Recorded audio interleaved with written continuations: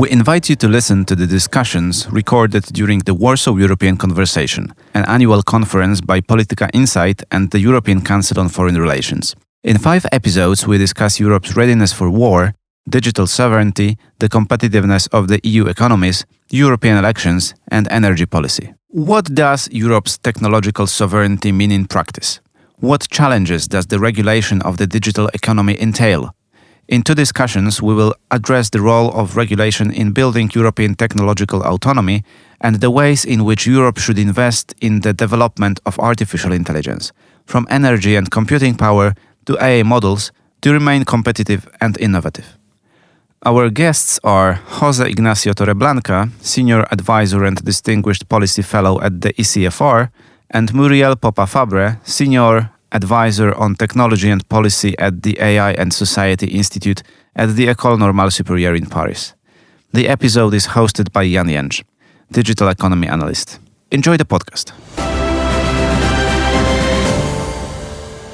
The concept of digital sovereignty has many layers. It's kind of a fuzzy term.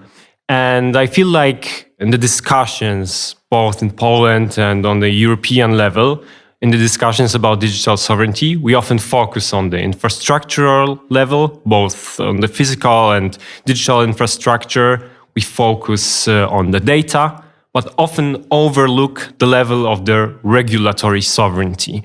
So to begin our conversation, I want to ask you, what is the relationship between this current struggle for digital independence or sovereignty in Europe and the struggle to enforce existing digital regulations? Where do those areas intersect? Where are they maybe in conflict? Sovereignty is always a contested and complex term. You don't have a perfect definition. You cannot predetermine when and how you will be sovereign on X and Y, whether it's energy or technology, even in some other fields, because it depends very much on how do you see who are your friends, who are your enemies, what are the kind of pressures you're put on. So before thinking of digital sovereignty in terms of infrastructure or in terms of regulation, you should have a definition of sovereignty, which is at least a minimalist definition of sovereignty, which is that you're free from fear to the maximum extent possible, or free from coercion, that you can think of yourself as taking as much as autonomous decisions when it comes to regulation, and that others cannot easily or at no cost coerce you into doing things you don't want to do. And for that, you can use a variety of instruments. It's not necessarily only infrastructure. Okay, if you manage to have 100% of your technology stack being totally independent, yes, maybe you will be totally independent. But we know that this is not achievable, nor desirable, not possible, and that at the end there is always going to be interdependencies that you will have to deal with. So you don't want to wall everything and get yourself into that wall and not interact with anyone out there. So ultimately, it's also a political and a strategy question, and a question of how do you behave and what kind of coalitions and strategies and instruments do you have around the table. On regulation, the important bit here, I think, is that regulation is not something we do, like the American says, just to bother them or to irritate them or to put them at a market loss position. Regulation embeds our values. Our values are embedded in our regulation, right? So when you regulate a field like technology, you're basically transmitting what is your ideal vision of how technology and society and democracy should work together. And this is why it is so important, because sometimes, you have this dismissive view of regulation as bureaucracy, as a hassle, as something you have to get rid of. And then you get into this very dichotomic and very often false debate between innovation and regulation or simplification. Who's against simplification, right? Who's against innovation? Nobody, of course, but it is important, I think, in the first place to try and rescue the idea of regulation from a democratic perspective and a value perspective. Then there may be things that are attainable this or the other way, and you can be very pragmatic and you can calculate, recalibrate, and of course do this in a smart way.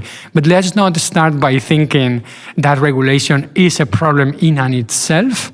It's a need in a democracy, because that's the way, you convey the message of what is the political will. And then to be sovereign is to be able to self-determine yourself. This society, in this case, European society, by very ample majorities in the European Parliament, covering a very wide spectrum of political forces from the left to the right, has decided to give itself this sort of regulations with this sort of values. So it's not a majority plus one, and then you can change, the next term and so on. So this is the core thing that I think we have to understand before we get into a pragmatic discussion on how to actually achieve sovereignty, because infrastructure is just one way to achieve this. So we've established that being able to enforce regulations is one of the core functions of the state, of the body such as European Union, and it should be a goal in itself to have this ability, to have this lack of coercion, and we can actually decouple it from those discussions about the technological or digital sovereignty. It should be a goal in itself, which brings me to my second point, that it should be much more worrying that, at least in the area of the digital economy, this ability to regulate, to self-regulate, to enforce already established, as you've said, with a huge majority regulations, this ability is weakening, or at least there is this huge fear that it is weakening. In one of your recent commentaries, you wrote, quote, "The EU should understand that its weakness vis-à-vis the US stems not only from its huge technological dependencies, that is the lack of a European stack of technology,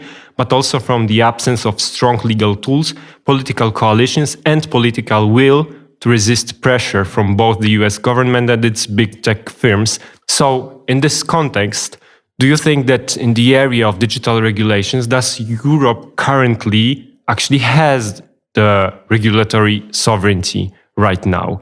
Is it too harsh of an assessment to say that while in general Europe is regulatory sovereign, in the area of digital regulations, despite having those huge constitutional acts such as DSA, DMA, having this theoretical support behind them, it is actually unable to enforce them, at least towards some of the actors in the digital economy?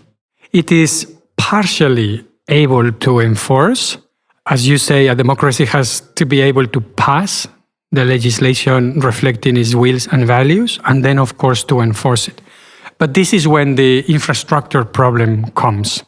Because if a democracy runs on an infrastructure which is not only privatized or private, which is fully fine, we do that with lots of infrastructures, and we regulate them so they can serve the general purpose. So you don't own everything from the state, but you regulate it in a way that there are obligations of public service and that democratic values are embedded in the way these public services are being delivered to citizens. That's fine.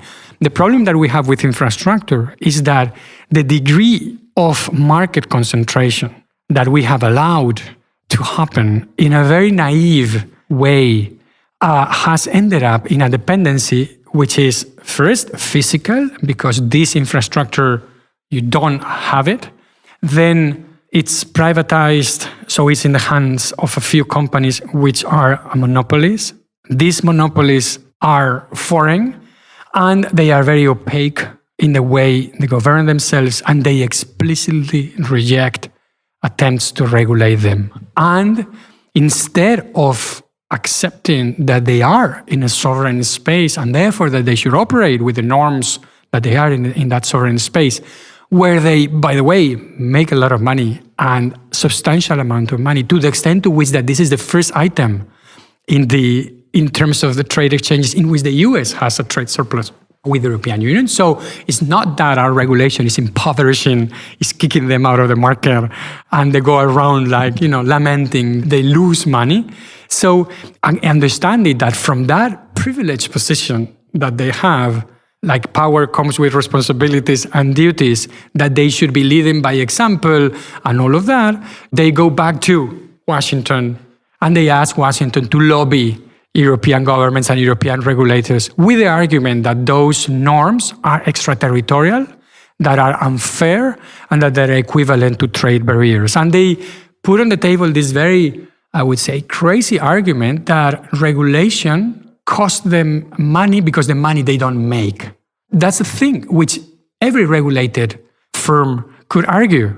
You could always say, if you had a TV station right here in Poland, that you're losing money because you cannot put this kind of content at prime time, that you cannot have maybe, porn and on prime time. Yeah, you lose money by abiding with the norms, but that's standard in all sectors, and then water utility companies also lose money because they have to give you clean water, right? They will make much more money if they didn't have to go through environmental rules at a great length and prove that water is safe and ultra safe for consumption and be liable when it's not the case. So this is a very weird understanding of regulation, which does not happen, by the way, with other US companies established in Europe. If chemical industry is operating in Europe, or whichever industry is operating in Europe, aeronautical, any sector, they abide by the norms, to operate in this market. So it's a very weird carving out of a privilege and an exception on something which is already exceptional because of a dominant position. So for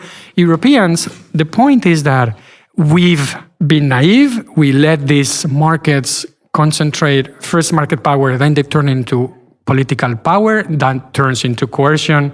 How do we reverse this trend? And in that, you can use different tools. You can build your infrastructure by incentivizing investments. That's fine. We're trying to do that. But you should also understand that you have to change the market conditions because the market now is crowded. And even if you innovate a lot in Europe, you cannot scale because the market is already taken by this, so you have to change the conditions of the market. So while infrastructure investments kick in, because we know these things take a lot of time, you also have to make space for new players to enter in the market, but you also have to be able to devise strategies to deter the United States and these companies from coercing you. And that involves also putting a cost on coercion, because if coercion is free, it will happen. If the cost is zero, it will happen. For some people, this may be like too much or too heavy of a comparison. But see what happened with Greenland. The Europeans didn't put up an army able to defeat the Americans in Greenland. But they were able to signal that there would be a cost, which would be above zero.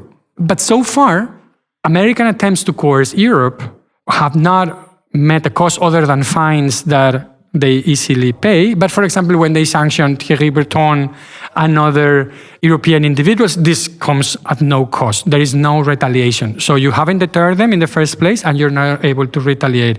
When the United States asks Microsoft to shut off the ICC from cloud services, you don't retaliate by saying, okay, if you don't restore services which are given in Europe to an institution that is based in Europe. If it was based maybe elsewhere in the world, maybe on the US, we would not be able to do much. But if this institution is an European country, there should be market conditions attached to this, else there would be consequences. So we have to think not only in infrastructural terms, but also in policy and strategy and coalition and strategic terms. Yeah.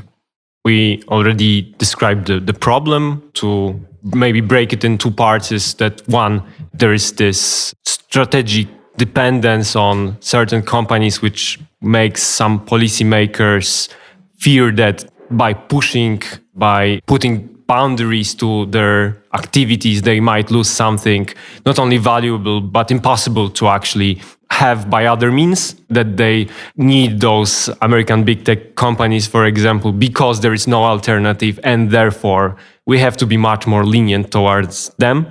And the second part of the problem seems to be that those companies themselves feel like they do not have to play by the rules, that this coercion this pressure they are trying to put on Europe comes risk-free, comes without any pain and without any pay to them. And you've started talking about the responses, because I feel like there's this growing need in Europe for a coordinated response on a scale which is correspondent to the problem. And this pressure comes from NGOs, it comes from the companies, European companies themselves, which see that without the political interventions, they wouldn't be able to compete. There's this whole idea of leveling the playing field. So there is some support for stronger enforcement from the private sector. And there are also some governments, some politicians who are putting this pressure on the European Commission, for example, or on regulators from countries such as Ireland, which are key for the enforcement on digital regulations. But despite this pressure, despite the acknowledging of the problem, we still lack something. And I want to ask you, what is this something? Because in the quote I've read earlier, you've listed three things: legal tools, political coalitions, and political will. And between those three, which one do you think is the most needed right now to actually engage with the problem on a level that is needed? I think it is very important to try to understand these three things as the ones that, if you are able to master them and put together, will give you this capacity to act. First place, you don't have full awareness of what are your instruments, the tools that you have, or you should more systematically explore them. We, for example, are overinvested, and that's fine, in competition policy, right? This is what Europe has been best at. We've done lots of things, and this has been very necessary. It's been bearing kind of the light of this regulation, where when the US ceases to do that for domestic reasons and reasons that are a bit complex to discuss right now. But remember that from the beginning, like when Google complains about European regulation, it was the unbundling of the Microsoft Internet Explorer, for those who are old enough to remember Internet Explorer, It was the European Commission decision to Microsoft, you have to unbundle the Explorer. That created a market for navigators, right? And out of that market, we ended up wrongly with a monopoly. But there was... And it actually is happening right now, for example, when it comes to app stores. Like the fact that we have different app stores on the iOS platforms is something that we should probably celebrate in Europe, because it's not available anywhere else in the world. So policy is essential, because it touches on the core of democracy. And this is something Europeans, we've learned from the US from the beginning. The problem now is that competition policy, it's very difficult also because Americans themselves have given up largely on regulating their companies, because they think that these are instruments of geopolitical power. Last century, you could break Bell Company, you could break it in 10. That's fine, and have a market. But that was the US domestic market. But now you cannot break, if you sit in Washington and you're thinking in competition with China, you cannot break your companies in 10 because you think that this is going to weaken you, right? So there is this changing feature. Apart from the role of money in domestic politics, then you would have this geopolitical mentality that this is the one thing I have to fight and to beat China, and therefore don't touch it, because you don't want to do that. But still, apart from competition policy, for example, taxation is also an instrument that has failed, because we tried through the OECD, and then, we were agreement on this, then Trump vetoed it again, and so on. So that's an instrument that has more or less decayed. We're seeing now ways to change the market, for example, for social platforms that have to do with children protection, which I also think is you have to be careful, not to overkill it by introducing censorship and lots of things, but it's also an instrument by which you're telling platforms these harms that you are producing are not an unintended consequences, are a feature in the design. So you are addressing them from a public health perspective. And that's a national competency, because here the role between Brussels and national capitals is also problematic, but it can also be re-engaged to play in a more virtuous way, because national member states, governments have the obligation, not the right, the obligation to protect children, and this is not an EU competence. So if you can introduce public health, and some of the rulings that we're seeing this week in the United States actually are showing behavior that is very similar to what cigarettes companies and tobacco companies did some time ago, right? In terms of addictions and being fully aware of. So that's fine. But I work for a foreign policy and security think tank. And what we don't have, which the Americans use all the time, against Europe and others are national security and economic security instruments. When the US government nationalizes TikTok, they use a piece of legislation that has nothing to do with market concentration. They say TikTok is a foreign adversary-controlled application from which I want to protect Americans. And that's the name of the law, protecting Americans from foreign adversary-controlled applications. Well, if your platform, as it is the case, because it's not that I'm making this up, in your national security strategy and in your speech in Munich, you've said that changing political regimes, that changing governments in Europe is part of your national security strategy. So in my national security strategy, I should also include defending myself from a national security strategy that says that regime change is in your national interest. Because obviously it's not in my national interest to change my regime just because you say so. So this is where we start failing to understand the game and the challenges in which we are.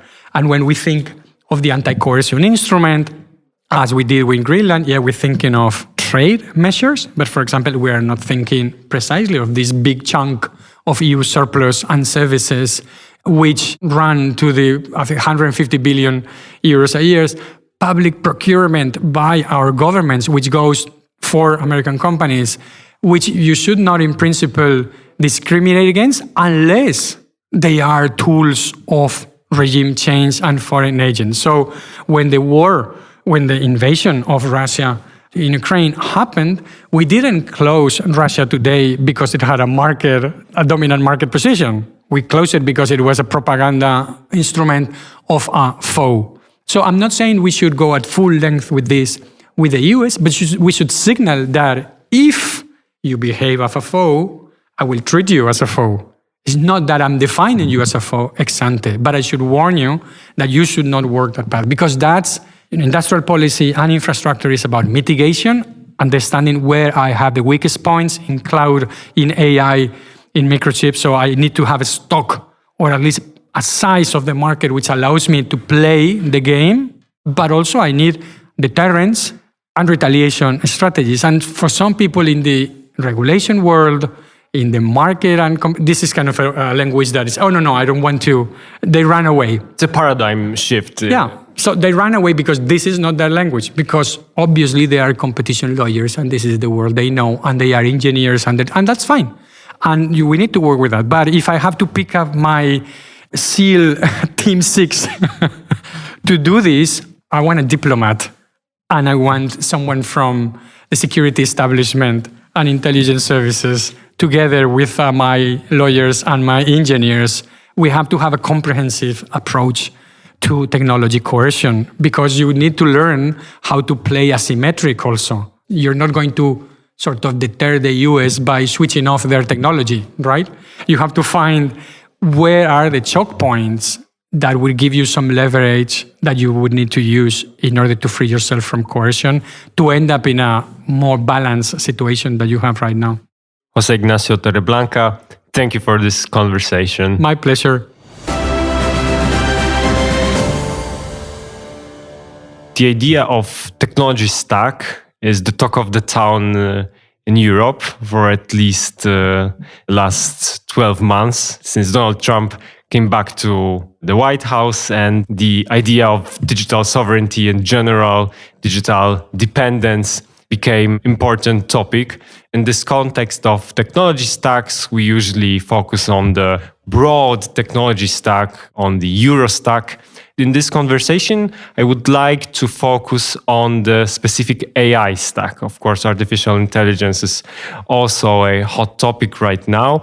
So to fuse these two discussions about the development of the field of artificial intelligence in Europe, both the industry, the academia, the infrastructural level, the idea of building European technology stacks, let's use the plural word.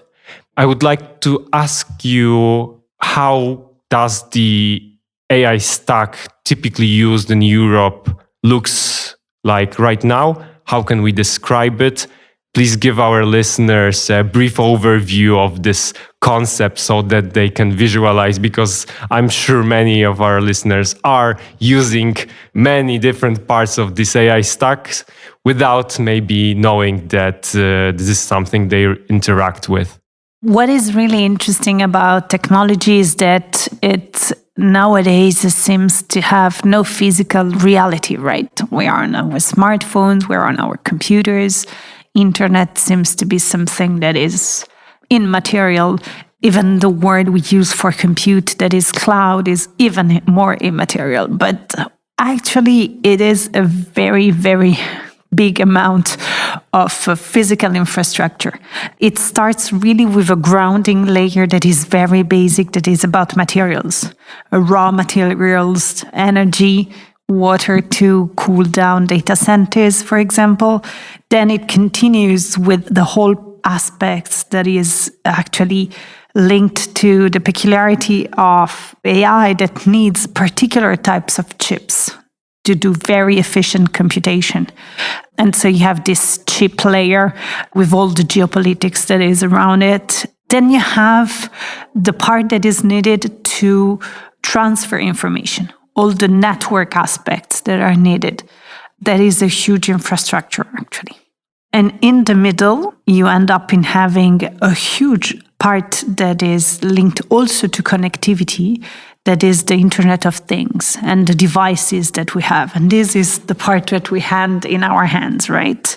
In order to make everything work here, we have the aspects of compute when we decide to compute in the cloud, for example, when all the calculations that are needed to transfer information, to encode information, are computed on a cloud. And then you have all the software layer, which is a huge and very important layer, where many questions of resilience are actually embedded. For example, cybersecurity aspects of software. And then we have a layer that is both what we provide to the system, our data, but also all the data that need to be used in order to make applications, to make seamless interaction inside a conversational AI, for example. And all this part of data that is also needed to train the models in order to teach the model how to automate a task. And then we have the artificial intelligence layer with models that are able to solve some particular tasks they've been trained for. And this is just to give a full idea of this kind of pile of things that are one on the top of each other, but also highly interconnected, to make everything work. Before we move forward, I would like to focus for a brief moment on one of the layers you've just mentioned, the artificial intelligence layer, the layer of AI models. During the panel discussion at the Warsaw European Conversation, you highlighted the fact that might be obvious to those who are very into this topic of the development of artificial intelligence in general. Of course, it's a very fuzzy term encompassing different technologies. Many people are rightly pointing out that we are talking about artificial intelligence as if it was something that came up with ChatGPT, while forgetting about the good old machine learning and systems and other algorithms that are types of artificial intelligence. And today the focus is on large language models, but during this panel discussion, you rightly mentioned other types of AI models. Could you talk a little bit about those? Because this layer is much broader and much more complex maybe than people who focus only on LLMs and on conversational applications such as chatbots or coding agents may think. What is really interesting about artificial intelligence is that it's developing very, very fast. The fact that we ended up in having a very efficient methods to do reinforcement learning, which is one part of machine learning that is teaching to a reward mechanism the machine to do the right task with examples. And when the machine does it right, it gets reward, just in very, very basic terms. This has started a whole new way of doing machine learning and of getting AI technology to be very adaptable.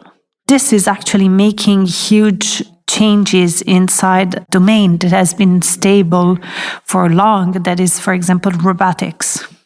Some elements that have been highlighting are linked to the fact that currently, when we look at the last 2 months of investment, that is economic sector that is closer to the pace of development of this technology, which is very fast, we can notice that generic AI is dead.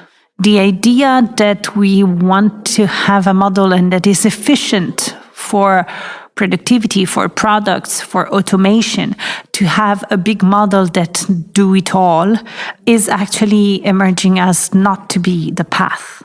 We take, for example, Jan Jęcz's last lab, AMI Labs, that raised more than 1 billion.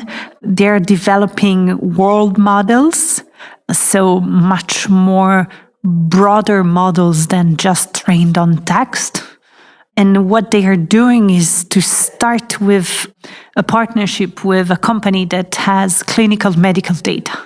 So we see that immediately the idea is to go beyond, to have much more multimodal data, but also go beyond this idea that we want to have a model that does it all and just have a data vertical, for example. Another incredible adventure that was able to raise 1 billion seed funding is the one of Fei-Fei Li at Stanford that has a lab that is called Word Labs, and she's developing physical AI. So the idea is to have an AI that is specialized in spatial understanding. Another thing that is really happening at the interface with corporate companies is the development of frontier models that natively understand tables. So natively are able to understand really what is raw, what is a column, in order not to hallucinate numbers. And this is super important in companies because the majority of the decision making of a company is based on trends that are calculated in Excel files or in big tables. And having the possibility to do forecast at this level is really a game changer for data science, which is anyway a talent that is rare and expensive, and to be able to have data analytics in-house. A company called Fundamental Tech was able to raise a few weeks ago 250 million. Another way that we can see that these small models are winning the race is to see the kind of platform that Mistral has just launched last week, where you can train smaller models on your proprietary data as a company. So you access this platform, you have access to OCR, so you can read your PDF through AI. You have access to voice, access to code, you have access to agents, and you also have a nice point that you have access to this incredible enable that is reinforcement learning, to have continuous learning, because the data of a company are incremental. So you don't have to do everything from scratch. If 6 months after you have a new budgets, new lines, new consumer, imagine you're a platform, an e-commerce platforms, and you have new data about what has been consumed on the last 2 or 3 months.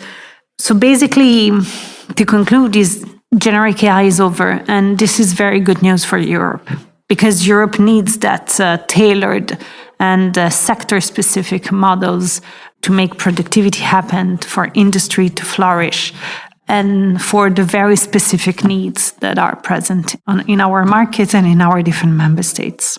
This brings me to my second question about strengths and weaknesses of the AI stack in Europe.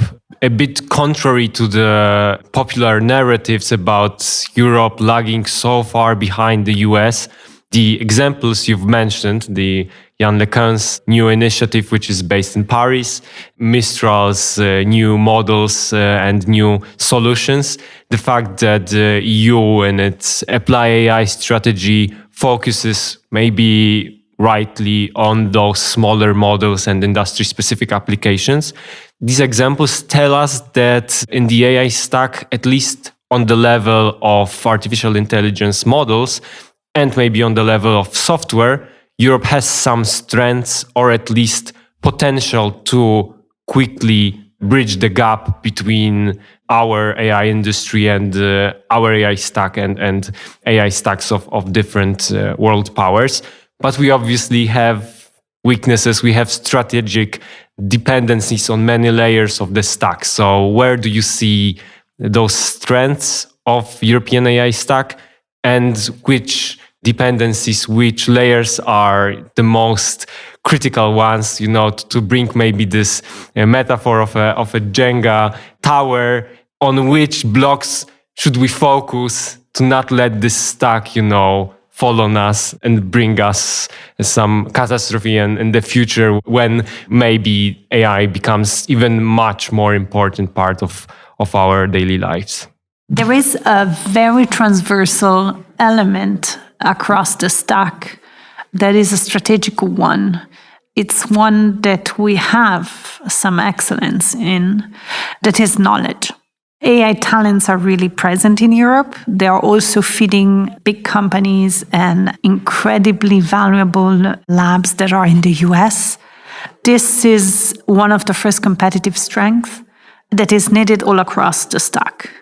Another strength is industrial expertise and the quality of the data we have.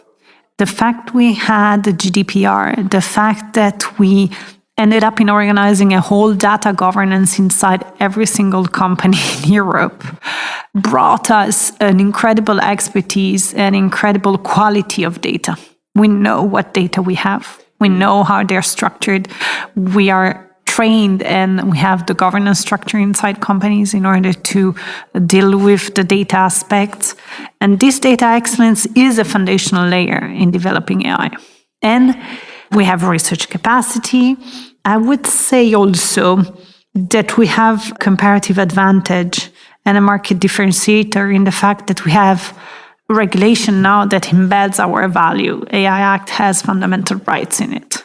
It's complex to understand how all this will be enforced, but it has. So we have this underutilized global advantage of being a trust anchor on these topics. And this is for the advantages we have. And then I'll cite two last more controversial ones. The first one is regulatory certainty and leadership.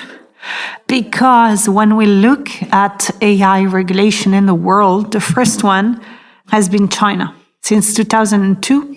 And they were able to have a regulation on generative AI. It's an interim one, but it's still a regulation that was effective already in 2003. And that had industrial standards already in October 2003. If we look at the innovation that DeepSeek has been, it's clearly an example where efficient enforcement and regulation is not in contradiction with innovation. It's also important to imagine that if the United States go ahead without regulation and China is highly regulated, then the position of Europe of wanting to be innovative and regulatory in between is actually a very wise move. This is the first one. And the other one I would like to stress is that we also have the advantages of our disadvantages. So we definitely have a scattered landscape in the development of AI, and I hope that an initiative like the Center of AI will help in aggregating these efforts. But this also means that this heterogeneity leads to a diversity that is also interesting in order to scout such a dynamic sector like the development of frontier AI, or such a dynamic sector of creating applications that are meaningful for people based on what is currently the last developments of AI. So I would say that this multifaceted way of building can also be an advantage. And what about the weaknesses?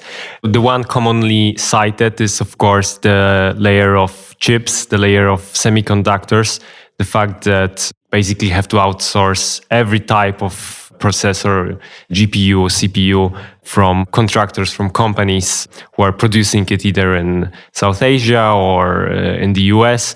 We do not have huge manufacturing, so-called fabs in Europe. And I wanted to ask you whether you see it as a weakness that should be addressed in some big way, for example, through CHIPS Act 2.0, which is currently under discussion, or maybe because this is also a way to approach this, maybe not a problem, the situation, is to just accept this strategic dependence and reframe the relationship with the providers of those chips, with the companies in the semiconductor industry, to be in partnership with them without maybe necessarily building out those capabilities in Europe. For the weaknesses, indeed, there is this first material layer on the raw material already, without talking about the chips, but at the raw material level, which is the most geopolitical aspect, right? And we see it with the Strait of Hormuz crisis, how big of a dependence it is for Europe and for other parts of the world.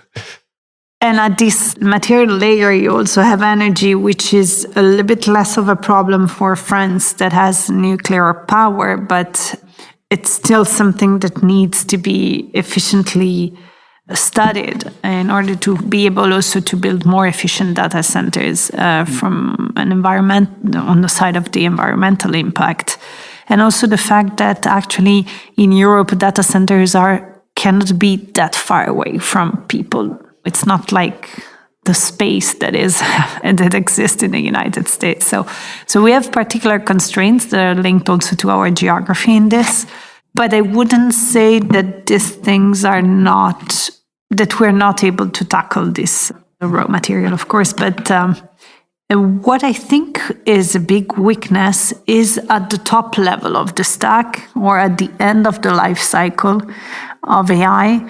We really have a problem in shipping products. We really have a problem in translating research excellence and our R&D excellence into something that is adopted by the end consumer. This has an impact on another layer, that is the data layer.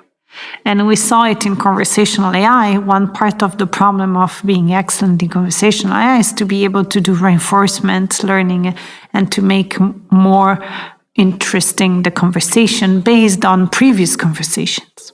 The fact that we were not the first to get to the consumer level at this point gave us some delay at the level of the data that are needed in order to make these products that are fundamentally based on interaction excellence. Because you won't be using a conversational bot that is not interactively smooth and fluid and seamless in its interaction. So you see, what is difficult about this, what I call the stack-aware understanding of AI, is that these layers are interconnected.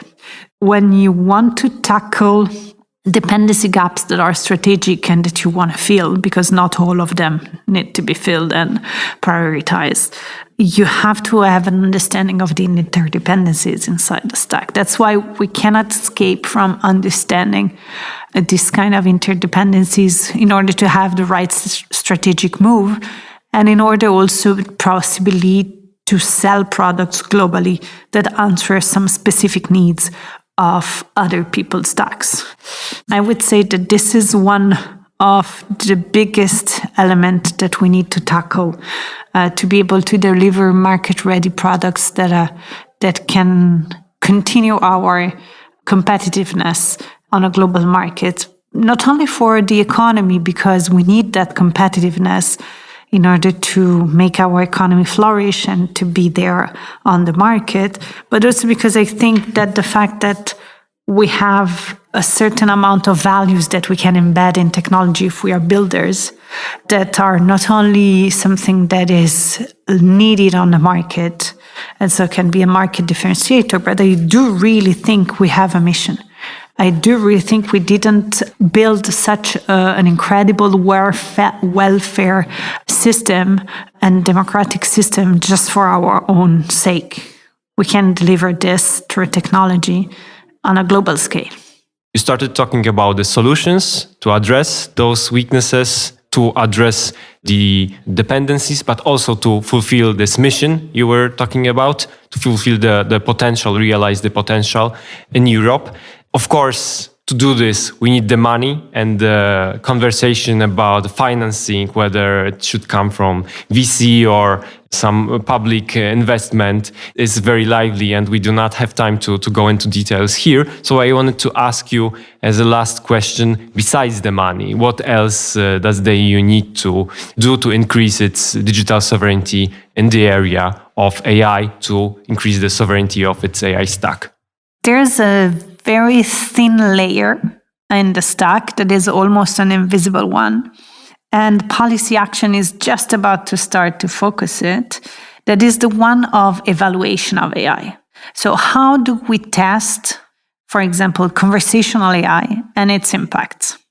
And concretely, it means, and researchers are more and more doing this with benchmarks, that's how they are called, to have standard tests in order to evaluate how prone is a conversational AI to take the point of view of the user and indulge in that point of view and reinforce all the stereotypes of the users and this kind of things that is called, for example, sycophancy.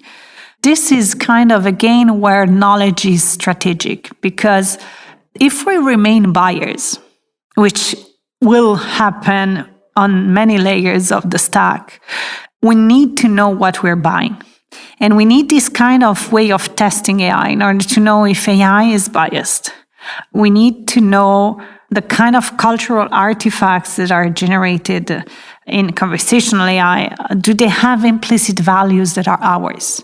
How do they see welfare? How do they see racism? How do they see really worldview elements? How do they see women? How do they see handicapped persons? So it's really a huge work of mapping also the linguistic inequalities that exist. There was a recent study in January that was able to show that when you ask questions not in English inside the multilingual models, the quality of the answers is so inferior in non-English answers compared to English ones. So there is also a question of fairness that is embedded in this kind of being able to evaluate AI. You can have, for example, something that has been described as a phenomenon of homogenizing writing towards Western style in a study that was comparing Indian assisted writing compared to American assisted writing. You have many other examples of subtle reframing of things under a certain lens that are actually very important and that can influence the opinion of the users. So this invisible layer is actually one that is really essential, not only to consume the right, but also to create a standard and to create labels that are compatible with our languages and our cultures. Murielle Popa-Fabre, thank you for the conversation. Thank you for being with us. We invite you to listen to all 5 special episodes of the Polityka Insight podcast recorded at the Warsaw European Conversation 2026.